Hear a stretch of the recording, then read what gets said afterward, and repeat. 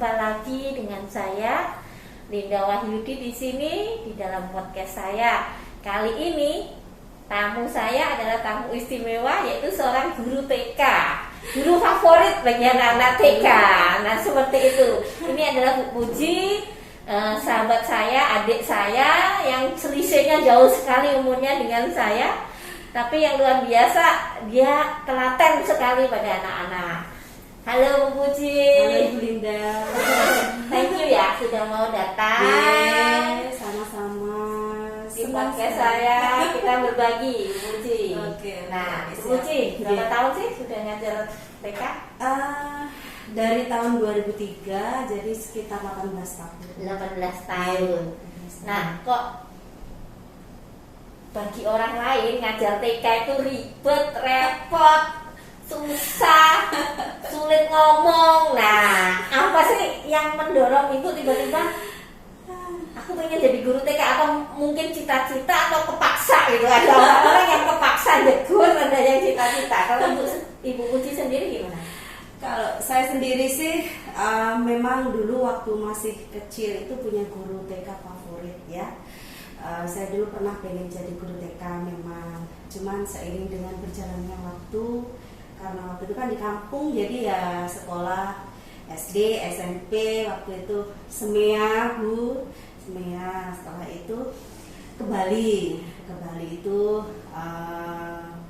karena di sini pariwisata, saya kuliah pariwisata. Oke, terus ketemu jodoh loh. Iya, sama-sama pariwisata di Bali. Nah, setelah itu baru married, punya anak, stop nggak boleh kerja. Nah, kita kan sudah biasa kerja dulu, jadi kalau di stop kerja kan rasanya gimana kan gitu ya. Akhirnya suami memberi solusi, Ma boleh kerja tapi yang sambil ngomong anak. Apa itu kerja sambil ngomong anak kan gitu. Akhirnya saya sekolah guru TK waktu itu, sekolah guru TK di Denpasar atau di Singaraja? di sini. Di Denpasar, tapi ininya di Singaraja, apa namanya ya, Undiksa ya, di Undiksa, cuman ada cabangnya di sini. Nah, setelah itu baru sambil ngajar di Swastiastu ya, wacana dulu ya. Sekarang sudah Yayasan Insan Mandiri. Dan awal ngajar langsung di Kuncuk Mekar. Langsung ditaruh di Kuncuk Mekar sampai berganti nama di tahun 2017 kemarin menjadi TK Santo Yosef 1 sekarang. Begitu. Totalnya ya sekitar 18 tahun. Ya begitulah akhirnya, karena ya mungkin apa ya, senang juga sama anak-anak, akhirnya ya terjun ke situ. Ya puji Tuhan bisa lah, karena saya pikir apa yang tidak kita bisa, kalau memang kita punya talenta kan memang harus diasah ya Bu ya. Saya pikir saya pasti bisa ya gitu. Akhirnya bisa. Nah, setelah saya menjalani, kok asik ya dengan anak-anak gitu. Anak-anak itu kalau habis marah bayan lagi, nggak seperti kita orang dewasa kan. Akhirnya ya berbekal ilmu, dengan ilmu yang saya peroleh dari perguruan tinggi ya, dari D2 di Singaraja, terus lanjut S1-nya di UT. Waktu itu angkatan pertama, belum ada yang namanya sarjana PAUD dulu, tapi angkatan pertama memang dari UT itu. Jadi kami lanjut ke sana. Ya, sampai sekarang puji Tuhan masih betah Bu Linda. Bu Puji, ada nggak satu momen atau peristiwa yang sangat berkesan yang sampai sekarang Bu Puji ingat? Iya, apa ya, saya pernah memegang anak yang ya dalam tanda kutip berkebutuhan khusus bisa ya, tidak seperti teman yang lainnya. Dan akhirnya anak itu menjadi orang yang ya anak orang jadilah gitu. Yang awalnya dulu di TK, waktu dia gambar, kita gambar apa, selalu bilang hapus Bu Guru, hapus, takut kan begitu. Terus akhirnya saya selidiki, kenapa anak ini kok bisa takut ya? Setiap kita menggambar ikan warnanya hitam atau apa, kok ini anak takut? Akhirnya saya selidik ternyata orang tuanya, salah satu orang tuanya kan jadi pelayaran itu loh Bu. Mungkin dia punya pengalaman khusus dengan orang tuanya dulu gitu. Akhirnya kelas A, kelas B dengan saya bisa memahami anak itu. Akhirnya asik juga gitu loh. Dari TKA yang dia masih tidak karuan, yang belum tahu aturan, akhirnya naik TKB saya bisa bimbing dia. Terus dia ke SD, ternyata waktu itu saya nggak sengaja lihat kalender anak saya SMP Santo Yosef itu. Saya lihat anak itu kok pegang piala gitu. Lalu saya tanya, iya Kak, ini anak kok pegang piala, emangnya anak ini pintar? Saya bilang gitu. Terus dia bilang, wah anak ini pintar sekali Mas. Seperti ini. Saya sampai langsung nangis. Saya langsung keluar air mata. Oh Tuhan, betapa besar karuniamu terhadap anak ini. Menurut saya tidak menyangka kalau anak yang dulu ya suka bawa dot ke sekolah ya, yang nggak punya teman akrab istilahnya, dia selalu bermain dengan dunianya sendiri. Akhirnya bisa dia mencapai sesuatu yang orang tua harapkan, sampai di SD, SMP, SMA sampai juga dia itu masih tetap jadi juara. Luar biasa, senang ya Bu sebagai seorang guru. Iya, luar biasa. Senang bukan masalah pencapaian dia, tetapi mungkin pengalaman bersama dia. Iya betul Ibu, pengalaman bersama dia. Bu Puji, itu tadi hal yang menyenangkan. Iya. Ada nggak masa-masa yang sulit sekali yang Bu Puji alami selama mengajar? Ada sih. Mungkin kalau pengalaman bersama anak ya mungkin begini, kan kita normalnya satu kelas misalnya 25 anak dengan satu guru, oke lah. Ternyata pada waktu penerimaan itu kan menerima murid baru, kita tidak tahu anak ini seperti ini dari berbagai karakter yang berbeda, dijadikan satu di situ. Nah pada waktu itu saya anggap berkat, jadi anak 5 itu anaknya benar-benar tidak karuan. Kumpul dalam satu kelas. Yang 20 aman. Yang 1, 2, 3, 4, 5 ini spesial bagi saya. Aduh, saya mempelajari mereka itu beberapa minggu itu. Anak ini karakternya seperti ini. Oke lah, saya berarti harus begini. Oh, kalau si ini seperti ini, berarti saya harus seperti ini. Jadi benar-benar waktu saya, kalau saya pikir benar-benar tercurah untuk mereka. Sampai rosario, saya bawa ke rosario Bu Linda, nama anak satu persatu. Dan 5 anak itu 5 miskin itu satu-satu saya sebut namanya, supaya saya ngomong ini Tuhan, supaya dia berubah seperti itu. Hanya Tuhan Yesus yang bisa merubah. Saya hanya berusaha Bu Linda. Waktu itu di TKA, memang TKA itu memang luar biasa ya. Playgroup anaknya masih anteng-anteng, masih nurut-nurut. Tapi kalau sudah TKA, emosinya sudah mulai keluar. Ya puji Tuhan, habis itu sudah semester 1, ya puji Tuhan saya bisa menaklukkan mereka. Sampai mereka naik kelas, puji Tuhan saya dampingi ya. Orang tua ya, memberikan apresiasi yang luar biasa. Bu Puji, saya kan lihat ya di Instagram atau Facebooknya Bu Puji kan tentang kegiatan anak-anak selama pandemi. Anak-anak kalau SMA, SMP mungkin masih mending suruh belajar online gitu ya. Lah anak TK ini suruh belajar online, bagaimana caranya mendiamkan mereka gitu loh. Jadi saya ingin Bu Puji cerita sedikit lah pengalamannya selama pandemi ngajar online itu anak-anak TK itu gimana caranya? Awalnya kami bingung Bu Linda ya, ini kan kita tidak sama-sama belajar, kita tidak prediksi sama sekali kalau ini akan nyangka bisa terjadi seperti itu. Di awal-awal kami bingung Bu Linda, jujur nih, kami bingung gimana ya caranya supaya anak-anak TK itu mampu menerima materi kita, terus dia bisa melaksanakan tugasnya di rumah, dengan bantuan orang tua terutama ya. Saya puji Tuhan bersyukur selama ini orang tua begitu kompak ya, kompak dan support dengan membantu anak-anak, mendampingi seperti itu ya. Kami punya grup WA gitu orang tua, apa yang saya ini kan biasanya ya dijadwal 1 minggu itu apa aja kira-kira. Jadi orang tua nanti bisa mengira-ngira, oh hari Selasa, Rabu, Kamis nanti acaranya seperti ini gitu. Jadi mereka sudah tahu 1 minggu ke depan. Dan harian saya juga kasih biasanya. Jadi puji Tuhan waktu itu saya konsultasi sama anak saya, Kak, Mama ini mau bikin materi seperti ini, tapi mau bingung gimana cara nge-share-nya.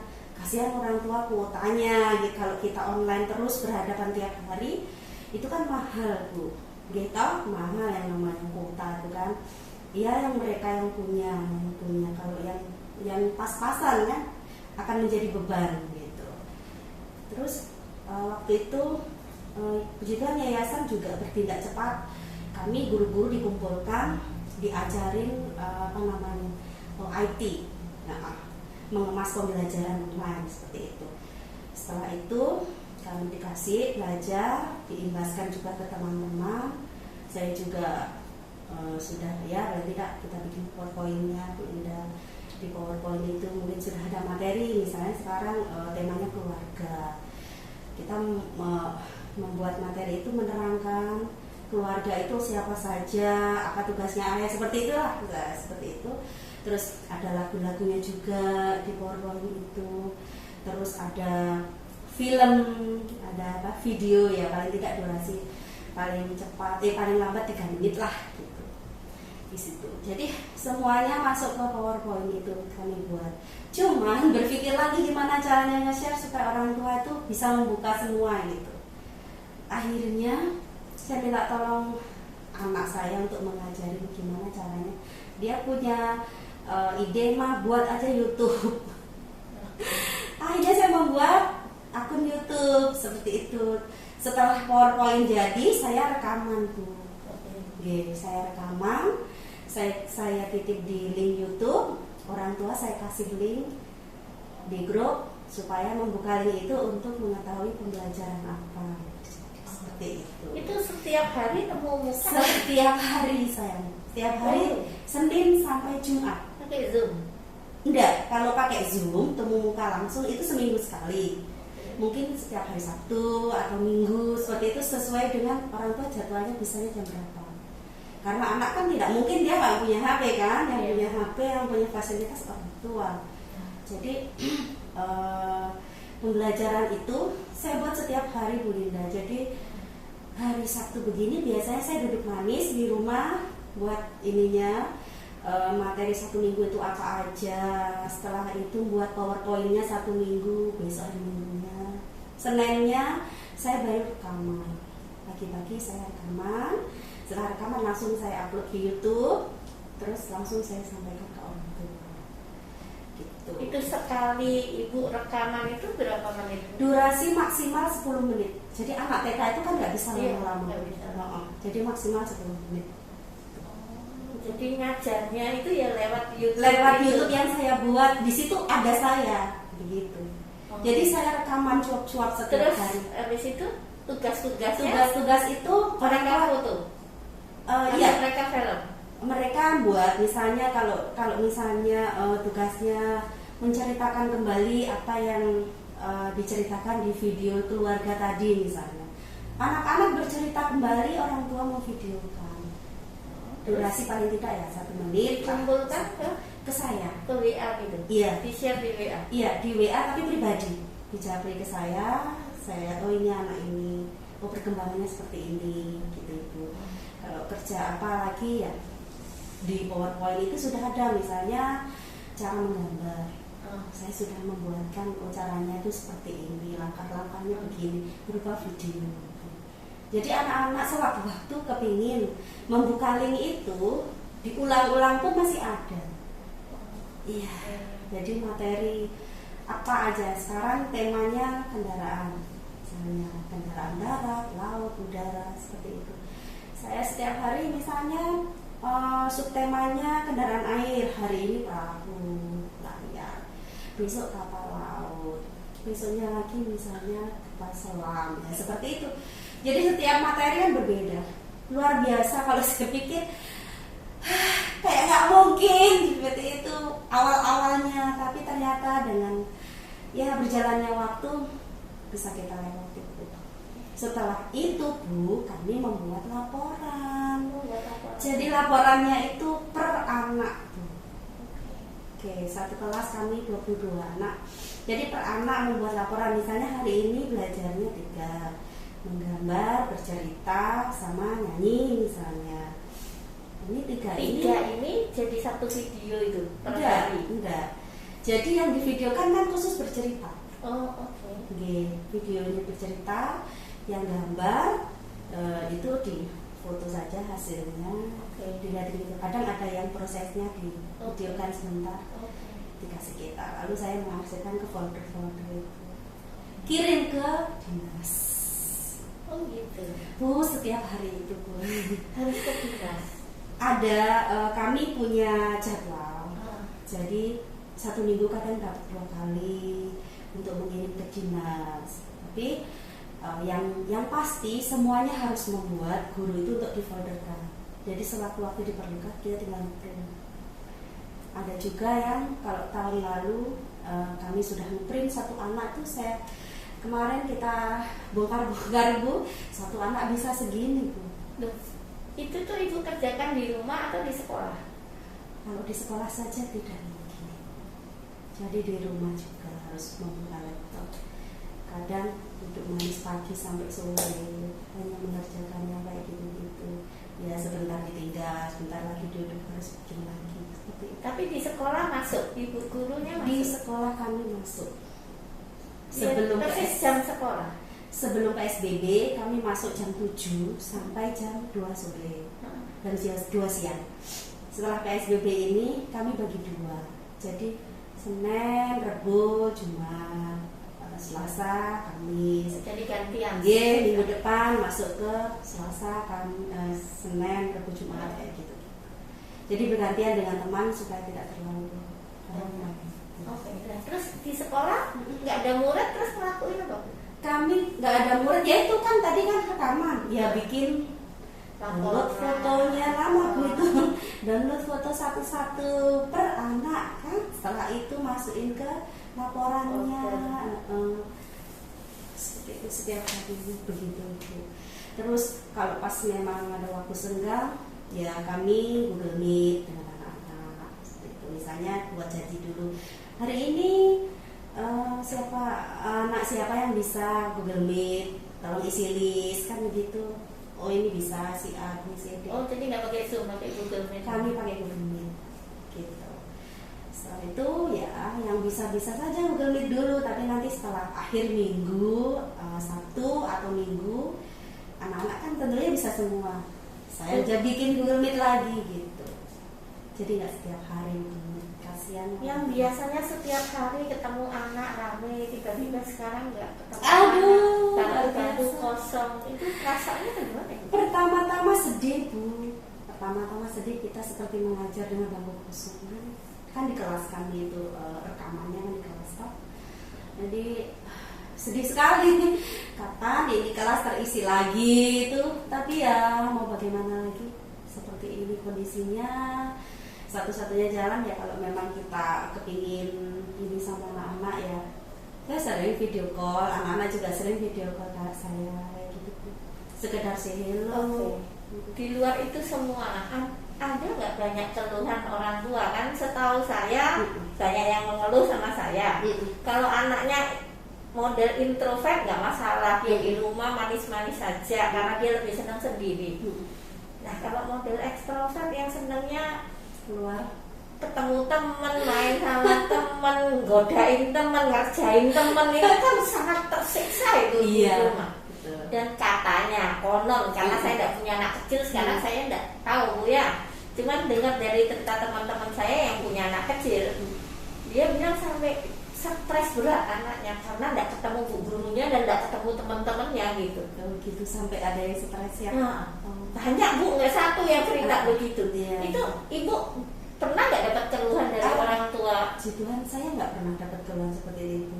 Karena kan saya meskipun nggak secara langsung hadir di depan mereka, saya sering video call mereka, saya sering ya Google Meet seperti itu. Mungkin sekali waktu mereka ke sekolah sebentar ngambil bayar SPP atau apa, orang tuanya kadang ikut, saya hello sebentar sama bu guru, seperti itu sih. Iya. Jadi orang tua puji Tuhan selama ini tidak ada tidak ada komplain sih.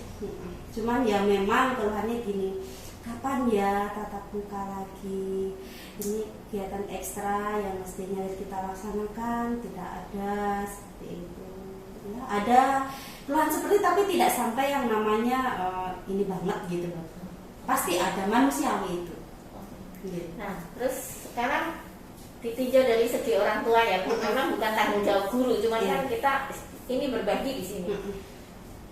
Kan ada orang-orang tua sebagian kan bekerja Bu, dia kan menitipkan anak di sekolah kan dengan harapan ya dia bisa kerja juga gitu kan Bu ya.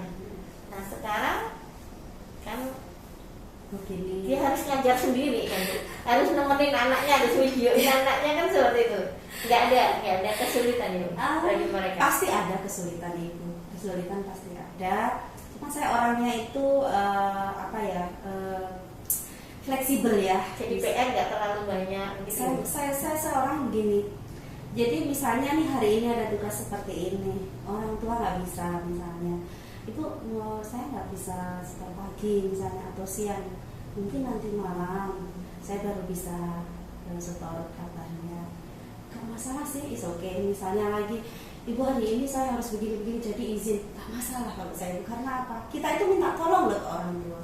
Jadi kalau kita tidak bisa fleksibel, bagaimana nanti jadinya? Kasihan, saya merasakan pernah punya anak kecil kan, anak kecil gimana sih kalau memang pas dia moodnya bagus, pasti dia akan senang banget. Tapi kalau pas saya tidak akan memaksa ke mereka. Tapi puji Tuhan, kalau ada orang tua yang cerita, Ibu anakku kok semua orang begini ya, Bu coba sekarang video call, semangatnya pasti ini lagi. Itu Bu Linda. Bu Puji, andaikan nih Bu Puji dikasih kesempatan nih untuk ngomong sama ya banyak anak muda yang mungkin kepengen jadi guru TK, tapi ngeri-ngeri juga apa saya bisa, maksudnya kan ribetnya lah, kan ceritanya zaman dulu nanti kamu ikut nyeboin, ikut buang ingus kan, seperti itu kan. Nah Ibu tolong pesan sama mereka bahwa apa sih yang ingin Ibu omongin, nggak usah takut atau bagaimana, bahwa ini menyenangkan gitu.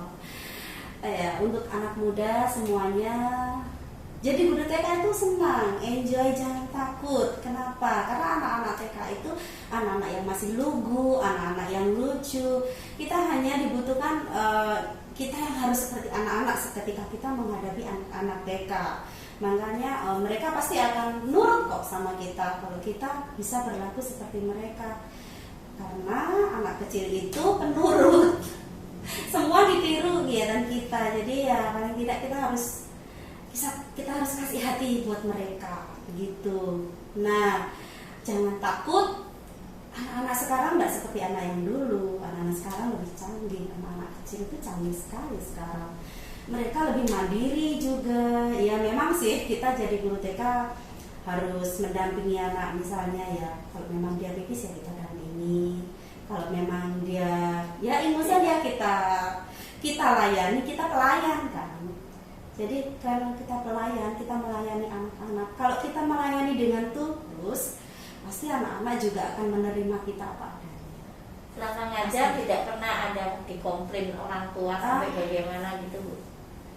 Puji Tuhan tidak pernah.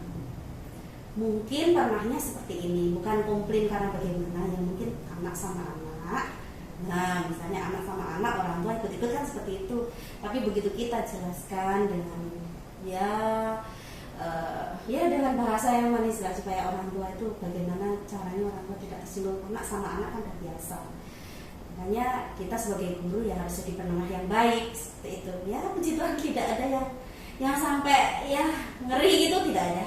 Oke Bu, sekarang di luar ini, di luar tugasnya Ibu sebagai guru. tugas. Oke. Ibu selain jadi guru yang begitu padat kan, saya tahu juga ibu cukup aktif di lingkungan gereja gitu. Bagaimana ibu membagi waktu? Dari dulu kan ibu sangat aktif lah, artinya terlibat betul. Gimana caranya ibu membagi waktu, atau apakah suami itu juga mensupport gitu bahwa kegiatannya ibu udah kurang repot lah, kamu itu ngurusin anak TK masih ngurusin gereja lah gitu. Iya, awalnya mungkin agak ini ya Bu ya, apa ya, suami itu nggak capek tama gitu loh Bu, nggak capek tama gitu, nggak terlalu ini padat kegiatanmu nanti. Tapi saya punya prinsip, hidup ini adalah kesempatan Bu Linda. Selagi kita sehat, selagi kita bisa, selagi kita mampu, kenapa tidak? Hal-hal yang memang semestinya kita harus terlibat. Seperti di lingkungan, kita kan juga makhluk sosial yang harus terjun juga untuk, ya masa iya sih di lingkungan kita tidak ngetol itu istilahnya kan gitu, tidak kelihatan gitu. Sebenarnya untuk menjadi pengurus, untuk menjadi ini itu bukan keinginan saya sih ya Bu ya, saya juga nggak kurang kerjaan, cuman karena ya itulah rasa tanggung jawab ya, saya juga rasa memiliki gereja, memiliki lingkungan, jadi ya kita lakukan semampunya Bu. Jadi ya kalau pas kita ada kegiatan lingkungan ya kita pergi ke sana, kegiatan gereja ya kita berusaha dengan kegiatan yang penting satu, kegiatan mengajar tetap nomor satu. Begitu Bu. Oke, di luar itu sekarang mengenai keluarga, Ya. anak-anak pernah komplain Ya. kan sekarang tuntutan mengajar cukup dalam tanda petik ribet ya Bu, harus buat laporan ini, laporan itu dan sebagainya. Nah, gimana caranya menjelaskan sama anak-anak bahwa ibu harus di kerjaan juga harus di gereja? Ya, puji Tuhan masa pandemi ini kan di gereja juga sudah tidak ada kegiatan lagi ya Bu ya.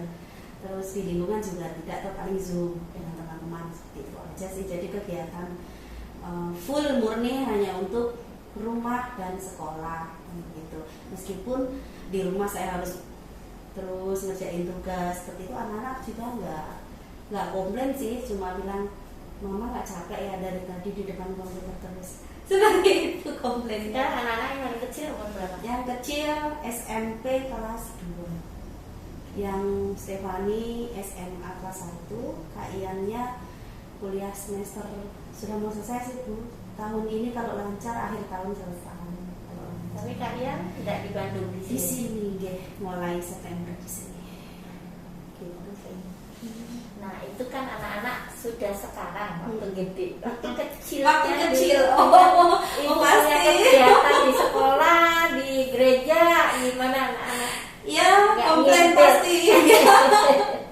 Ngintil. Pasti ngintil lah Bu.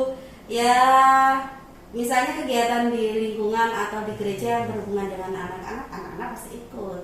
Tapi kalau tidak ada hubungannya dengan anak, enggak, pasti di rumah kan gitu. Ya, yang namanya anak ya komplain ya biasa lah Bu, seperti itu. Cuma saya kasih pengertian mereka bahwa kita itu memang harus seperti ini.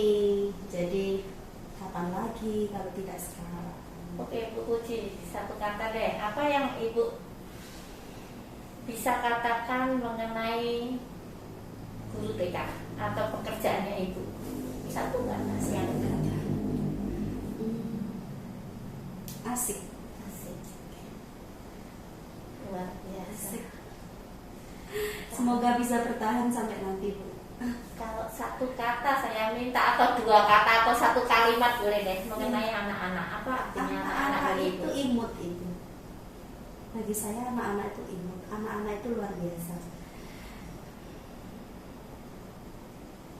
Kalau spesifik untuk anaknya ibu, apa artinya anak-anaknya ibu?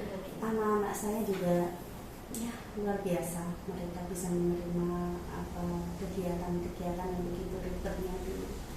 Sampai hari ini, puji Tuhan, saya bangga dengan mereka karena mereka bisa mengerti keadaan saya. Terakhir sebagai tutup, satu hal atau satu kalimat, Apa? apa artinya gereja bagi Ibu? Gereja. Oh, gereja. Apa ya? Gereja itu bagi saya sesuatu yang luar biasa. Contohnya hari ini saya ke gereja, aduh, sudah lama nggak gereja, begitu lihat gereja itu rasanya maknyus, Bu Linda. Pokoknya bagi saya gereja itu, lagi kalau sudah lihat salib, luar biasa. Tidak terkatakan, Bu. Sampai kangennya berbulan-bulan kita tidak bisa ke gereja. Tapi ya gitu. Menurut Ibu, Tuhan itu apa bagi Ibu? Tuhan itu menurut saya penolong saya, pelindung saya, malaikat saya. Pokoknya segala macam. Pernah nggak Ibu berpikir bahwa Ibu akan jadi guru TK? Sangat senang sekali, Bu Linda.